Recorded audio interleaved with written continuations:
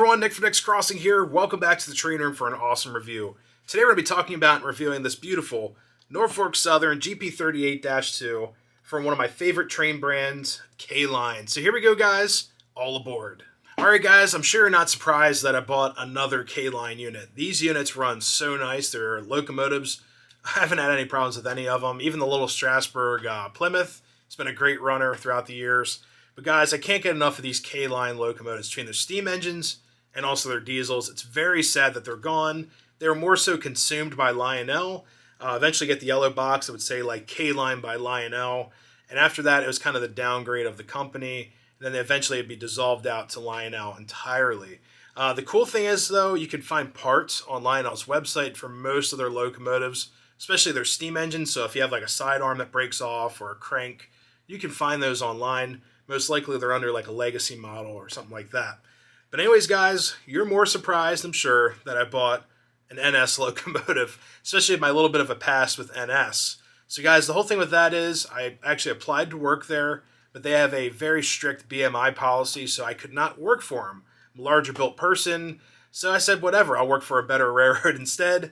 And that's where I've been for almost the last 8.5 months. So guys, I love what I do on the railroad, and actually goes into why I bought this.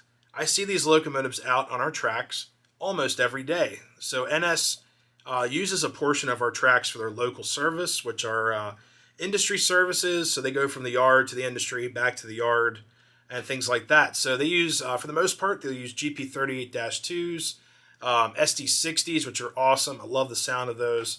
They also get the older SD40s, and they all sound a little bit different. It's kind of cool. And I just enjoy seeing these small freight trains go by as we're working. So just had to get one, and I found one on the floor of a hobby shop in Hanover. It's actually Toy Trains Unlimited. Got this for a fantastic price. Looked at the box and put it back in the sleeve, and I was like, you know what, I'll take it. This engine's actually loaded with a lot of features, and I think this diesel is way ahead of its time for when it came out. This was probably out in 2005, 2006, right around there. This thing has cruise control, smoke, and directional lighting, which I thought was just amazing for this engine. And the directional lighting is a little bit different than your typical headlight switch. This one actually changes the marker lights. So when it's running forward, you have a green marker light up front, red in the rear. Then when you run it in reverse, it switches. So I thought that was just so amazing to have this in such an early model with that TMCC and cruise control. Alright guys, so the GP38 started all the way back in 1966 being produced by EMD, which is the Electromotive Division of General Motors. Now, they produced these from 1966 to 1971, producing 706 GP38s. Now these engines are actually pretty awesome. They produce 2,000 horsepower and also a top speed of 65. And when these are going 65, I mean, they're rocking and rolling. It's going to be a bumpy ride. But I've seen them go about 60 or so up at Macungie, which is pretty crazy. That engine was just flying all over the place. It was pretty cool. And I think behind it was an SD40. Both of them were just going rocking, you know, like a basket case. But anyways, later on these would be upgraded. So from 1972 to 1986, they were upgrading these to the Dash 2 standard. Now, 2,213 of these would be upgraded. So you're probably thinking, how did you get 706 to go to 2,213? Well, it's a standard. So you would take these locomotives back to the shop or local railroad shop, either EMD or, like, for instance, look at Altoona Works. They do a lot of engine work up there.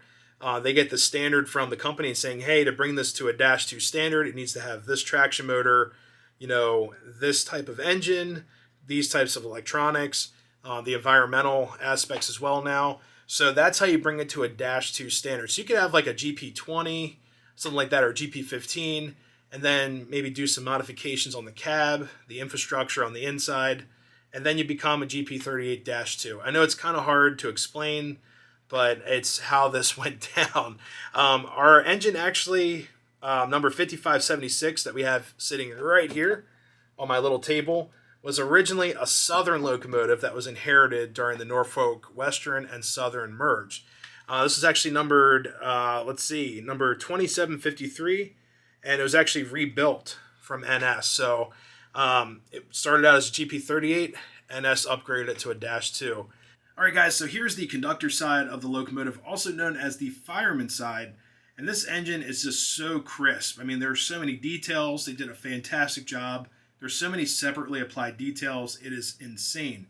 But anyways, guys, we're going to do this side, and then we're actually going to put the engine on this track right here to show you guys the front and everything. So as you guys can see, it's not just a normal NS locomotive. You have this seal right here, and this is actually the seal of the Railroad Police.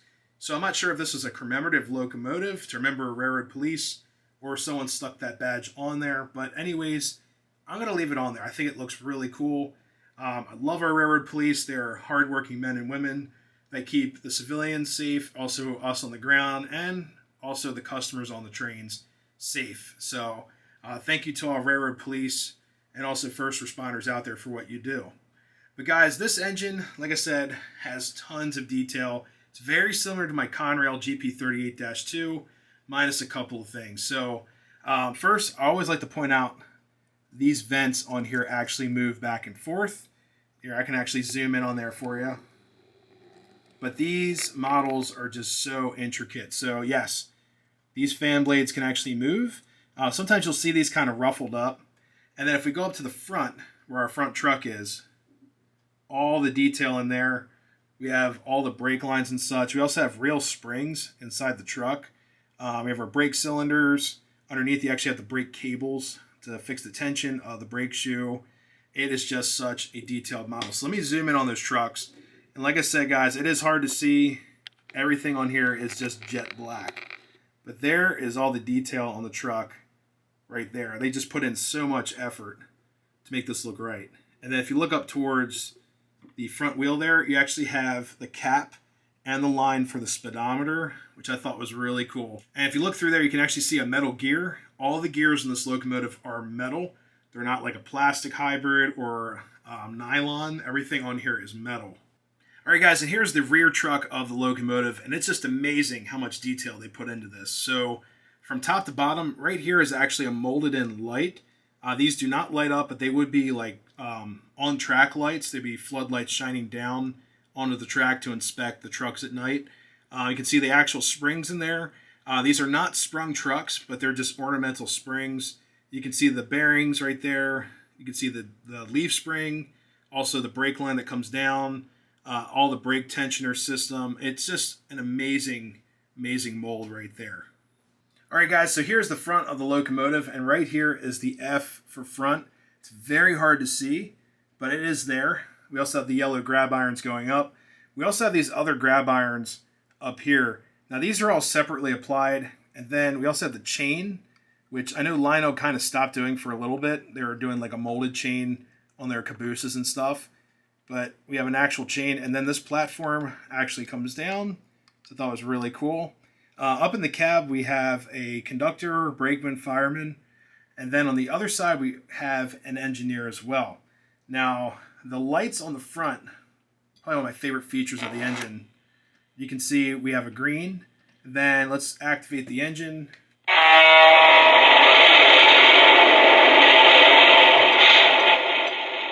When we put the engine into reverse, that green light right here actually changes to red for reverse, which I thought was super cool, indicating this is the rear of the train. All right, guys, on top of the locomotive, we do not have the dynamic brake fin and also vent that would be located right here.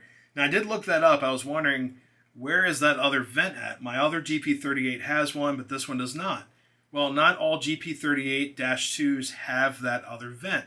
Some of them have the straight vent, as you guys are seeing right here, with the different exhaust ports. So let's get this engine turned on. Let's give her power. We're going to do track 2, and then ENG power. So let's turn the volume down a little bit. And we're going to hit 9 for smoke. And this has a dual smoke port exhaust on here, which is pretty cool. I know it's kind of hard to see, but the smoke is coming out of both of the exhaust ports on top. You also get the number 9 for smoke boost. There's your smoke boost right there. And then we can turn it back off by hitting number 8 on the TMCC remote. Now, anyways, guys, the horn isn't my favorite, but it's pretty cool. Does like the wave and flutter sound. And the bell is a little dated, but it sounds pretty cool.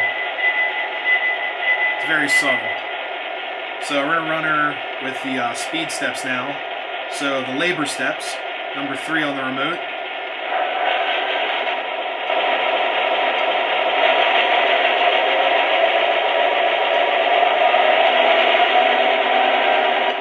And unfortunately, you only get like 3 or 4 labor steps compared to a Legacy. I believe you get 5 or 7 different labor steps. But this is like the highest labor speed step you get. And then we'll turn her down.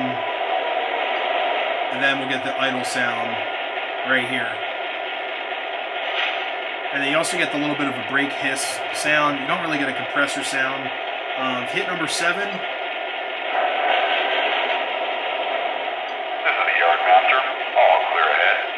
And then you get number, I believe number 2, which is like the radio chatter. So you do get a little bit of a crew talk. This is the yard master. All clear ahead.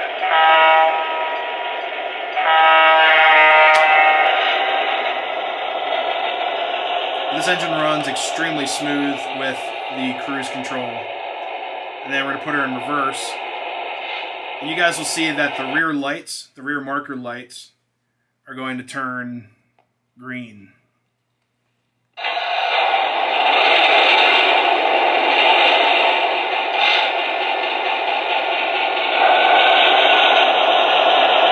And then the front marker lights will be red.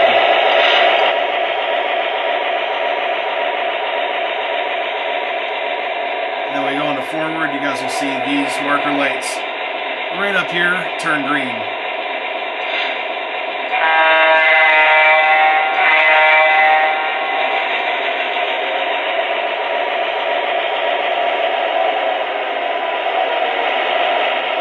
And then there's also the shutdown cycle, which is number 5.